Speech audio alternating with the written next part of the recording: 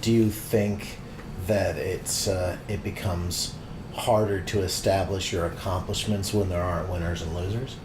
Oh, for sure. I mean, if you look at, and that's a lot of the guys that I have kind of at the top of my all-time list, the Diz's, the Thesauruses, the Ilmacs, the Irons, like, they are undeniably great in part because their achievements can be quantified. They have quantifiable, tangible wins and losses. They have tournaments that they've won. They've got judged wins over other top tier people, whereas now it's kind of hard you can become a star just off of that magnetism. I mean, Twerk is an example. It's like if you judged his record, it would be kind of shaky. Because people remember those moments. Those moments, and his moments are great, and he's an entertainer. For sure. And I mean, when he's on, he's fantastic. But to put him up with somebody like Thesaurus, who like legitimately has I've won 2 World Rap Championships. I've won 2 Scribble Jams. I've won the King of the Dot Championship. I've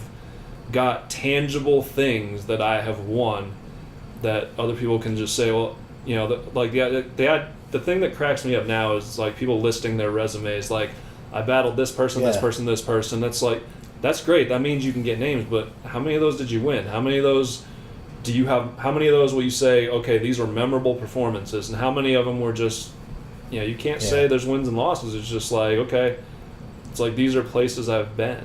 Yeah, well, some people would say that, but maybe I have a debatable battle and the judges say I lose, and it's subjective, so judging doesn't work. So there's no results. You shouldn't be any results because it's debatable. Like, that's usually the first objection you hear to that. I mean, that'd be like if we went into the Olympics with boxing and figure skating and everybody went in and you had 5 skaters coming off the ice. Like, I think I got that. I think, Michelle Kwan did her thing, but, I landed that triple loop, and it's a debatable classic. No. Yeah, and there are subjective elements to that, too. Yeah. They've just codified it to the point where at least the judges are qualified and they can defend their opinions. And that's the thing, but, I mean, there's going to be... They're still making judgment calls. It's going to be subjective. There's going to be disagreements with boxing or with figure skating or with battle rapping, but... Whether or not you can say, oh, this person got jerked, that's fine, but at least they picked a winner. And there's been plenty of battles where, that was, Porich and Diaz against Ilmac and Thesaurus. I think it was a comically, laughably bad decision, but it was still a decision. Mm-hmm. And so, and I think the ones that people did get jerked hard like that, I think there's an understanding of, okay, that was a loss, but we get it. You were still... your judge record, it still comes out in the wash. Mm-hmm. Like, that all in all didn't mean that Thesaurus had a losing record. It was one situation, right? Yeah. Like, you could miss one shot due to something that was outside of your control, but all in all, your stats are still going to show the caliber of player you are, right? Yeah, and there are ref calls there, too. Like, people are going to argue it no matter what. I mean, whether there's a decision or there's not a decision, fans are going to argue about it. Even if, say, like Verb and Mook. Say if it was judged and Verb was judged the winner, which he was. Yes. But, there's always going to be a pocket of fans that are going to ride with that other dude no matter what. Yeah. Like, no, man, Mook got jerked. And they're going to be specifically angry at the league. Like, if they, I think RBE is afraid that if they, I don't want to call out them specifically. I can say, as a league owner who's been in that situation, I would be afraid that, like, now we judge that Verb won that one clearly, even though they both did brilliant performances. My credible panel does that. Their names I stand behind. They reached that 4-1, 5-0, whatever decision, and now all of Mook fans think Ray sucks because he did that. Like, they turn against the league, and so in RBU's positions, like I picture that happening, and I think, like, man, that could just, like, it could tarnish our rep to create all this animosity. But then I guess sports fans get pretty angry about things, and they still make money the next day, right? Mm-hmm. Like, Bears fans they like riot and shit. Bears fans are still going to come back and watch Bears games, even though they they lost their last game or whatever, and they get mad at the kicker, but, you know, one, it wasn't really his fault, and two, yeah, they're going to eventually get over it. It's that heat of the moment passion, but in the end, it's just a rap battle, man. Yeah, it is. And, like, I don't, you know, I recently, not to make this too much about myself, but, like, recently I had a 2-on-2 in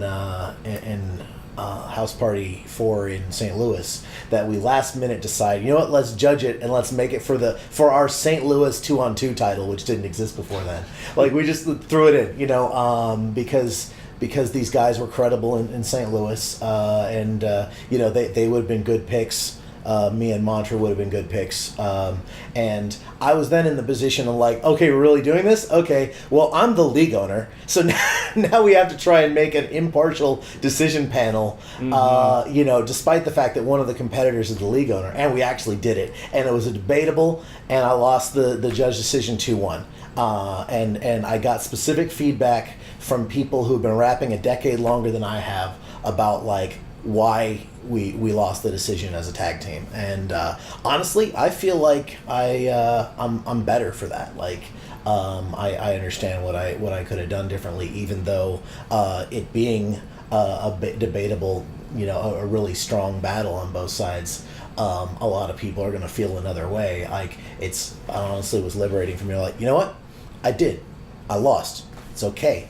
I have my judged record is winning overall. I lost that, and I know how to be better next time. That's the thing that people neglect. Like, if you have the humility, it can be a strength, even when you lose, and you didn't feel at that moment like you were losing. Yeah, and I think there's something to that, like you said, that the feedback of, okay, here's what didn't work, and because if you live in that echo chamber where you're just surrounded by people telling you like, oh, that was fire, oh, you were so dope, man, you killed him, da da da da da, you're never gonna get better.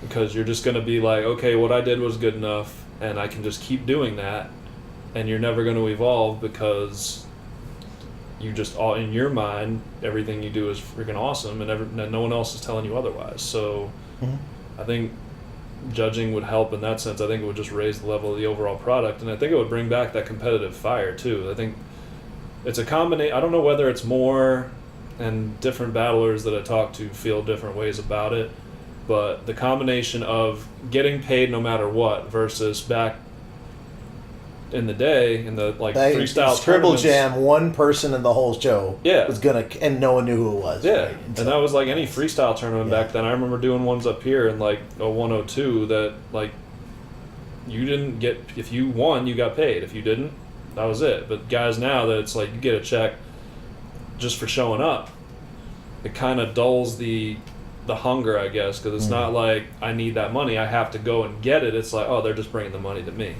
and there's not as much incentive to just go out there and rip somebody's head off. I don't know. You have to notice that you're lacking focus. Grab and go, man, it's known that that's your modus operandi, not as handy as your proper family. Your job's a fantasy, as solid as some cotton candy. Out of drive, out of line, out of sight, out of mind. Talk to God every night, wait outside for a sign.